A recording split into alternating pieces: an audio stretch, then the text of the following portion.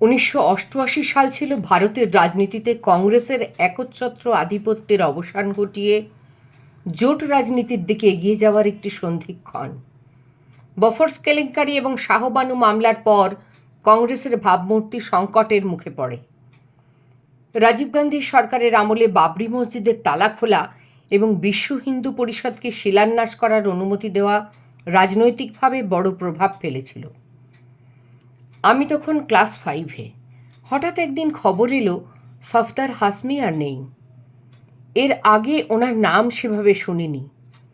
মজদুরদের বেতন মাসে 562 টাকা থেকে বাড়িয়ে ন্যূনতম 1050 টাকা করার দাবিতে 7 দিনের হরতালের ডাক দিয়েছিল সিটু। পথে নেমেছিল বহু সংগঠন, অগণিত মানুষ। জননাট্য মঞ্চ এদের মধ্যে অন্যতম। লাগাতার 21 দিন ধরে এই সফল নাটকটির নেতৃত্বে ছিলেন সফদার। আজকের দিনে হঠাৎ কোনো স্কুল পড়ুয়াকে প্রশ্ন করলে সে হয়তো বলতে পারবে না কে সফদার, কিন্তু ওই সময় আমরা সবাই জেনেছিলাম চাক্কা জ্যাম একটু অদল বদল করে তৈরি হলো হাল্লা বোল। বাংলা করলে দাঁড়ায় সরব প্রতিবাদ। এরকমই এক প্রতিবাদ মুখর দিনে রাজনৈতিক মদতপুষ্ট গুন্ডাদের হাতে আক্রান্ত হলে সাংস্কৃতিক কর্মীরা অনেকে পালালেন। বুক চিতিয়ে দাঁড়িয়ে রইলেন সফদার হাসমি। খুব বিনীতভাবে বারবার অনুরোধ করেছিলেন সব কিছু থামাতে। ওরা শোনেনি। লাঠি দিয়ে নির্মম আঘাত করেছিল। গুরুতর আহত অবস্থায় হাসপাতালে ভর্তি করা হলো। শেষ রক্ষা হলো না। 2রা জানুয়ারি ওনার মৃত্যু হয়। পরের দিন হাজার হাজার মানুষ প্রতিবাদে পথে নামেন। আন্দোলন থেমে থাকেনি। মেশিন আর হল্লাবল দেখতে ইডেনে 25,000 মানুষ এসেছে। একটা গান আমার হালকা মনে পড়ছে, জব নকরি মিলেগি তব ক্যা হোগা। একটি নাটকে সফদার গেয়ে উঠেছিলেন। 12ই এপ্রিল সফদারের জন্মদিন জাতীয় পথনাটিকা দিবস হিসেবে পালিত হয়। মাথায় 23 বার ঘা মারা হয় 34 বছর বয়সী সফদারের। আক্রমণকারীদের হিংস্রতাই প্রমাণ করে রাষ্ট্র তথা সরকারকে কতখানি ভয় পাইয়ে দিয়েছিল সফদার আর সফদারের নাটক। औरत, নারী নির্যাতনের বিরুদ্ধে নাটক। মেশিন, যন্ত্র সভ্যতা, পুঁজিবাদ ও মজদুরদের শোষণের বিরুদ্ধে নাটক। ডিটিসি কি ধান্দালি, মুদ্রাস্ফীতি ও তার থেকে উৎপন্ন হওয়া সমস্যা বিষয়ক নাটক। হাতিয়ারে और अपहरण भाईचारे के, করণিক ফ্যাসিবাদের বিরুদ্ধে নাটক। গাঁও সে শহর তক, ক্ষেত মজুরদের যন্ত্রণা নিয়ে নাটক। কুর্সি কুর্সি কুর্সি, সরকারের ক্ষমতার রসায়নকে সমালোচনা করা নাটক। দুনিয়া সব কি, আকবর বীরবল কথোপকথনে বৈষম্য বিরোধী অবস্থান নেওয়া নাটক। বাঁশুরিওয়ালা, একজন সাধারণ মানুষের গণতন্ত্রে অংশ নেওয়া নিয়ে নাটক। এরকম অজস্র নাটকে সরকার তথা রাষ্ট্রকে সমালোচনা করেছেন সফদার। ভারতের কমিউনিস্ট পার্টি মার্ক্সবাদী এর সদস্য সাংস্কৃতিক যোদ্ধা সফদার তার পথনাটককে করে তুলতে চেয়েছিলেন সমাজ বদলের হাতিয়ার। বাড়তি আড়ম্বর নয়, খুব সামান্য খরচে অভিনেতাদের পারদর্শিতা আর বিষয়ের গভীরতাকে সম্বল করেই সফদার ভাবিয়ে তুলেছিলেন দর্শকদের। এমনভাবেও যে একটা আন্দোলন, একটা শক্ত প্রতিরোধ গড়ে তোলা যায়, তা এর আগেই দেখিয়েছিলেন ঋত্বিক ঘটক, উৎপল দত্ত, বিজন ভট্টাচার্যের মতো গুণী মানুষ।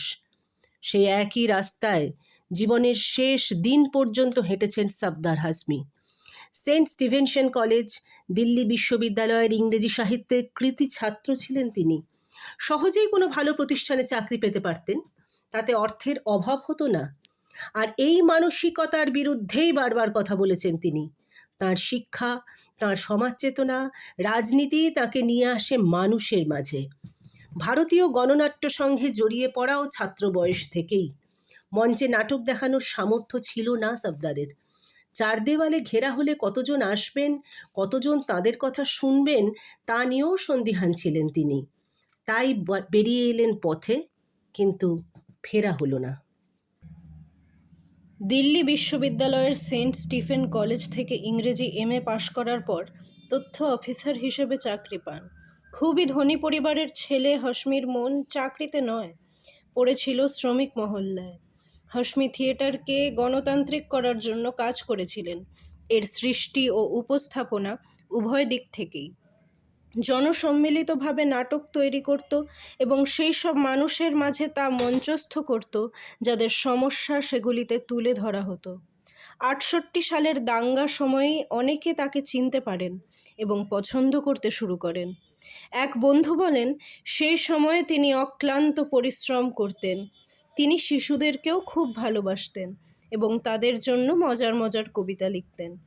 তার স্ত্রী মলয়শ্রী স্মৃতিচারণ করে বলেন, তিনি বাসে কোনো বাচ্চার দিকে তাকিয়ে মজার মুখভঙ্গি করতেন আর তার সঙ্গে বন্ধুত্ব গড়ে তুলতেন।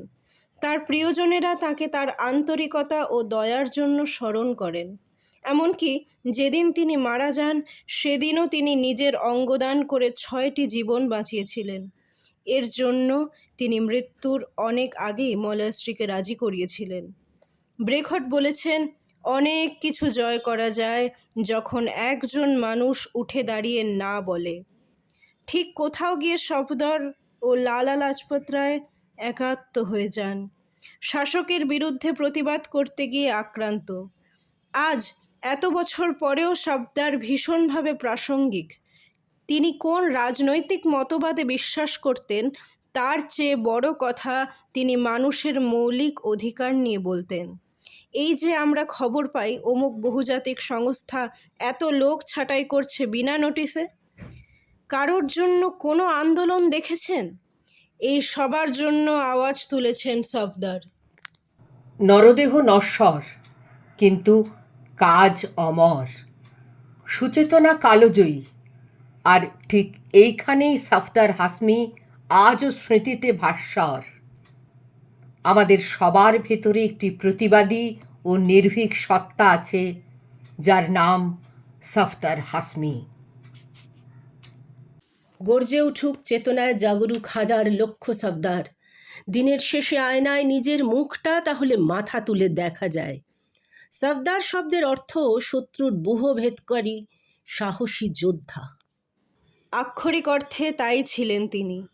আজও কোনো অন্যায়ের প্রতিবাদে অবচেতনের পথ বেয়ে নিশান হাতে একটি টুপি পরা চশমাওয়ালা লোক দৃঢ়ভাবে বলে ওঠে, হাল্লা বল।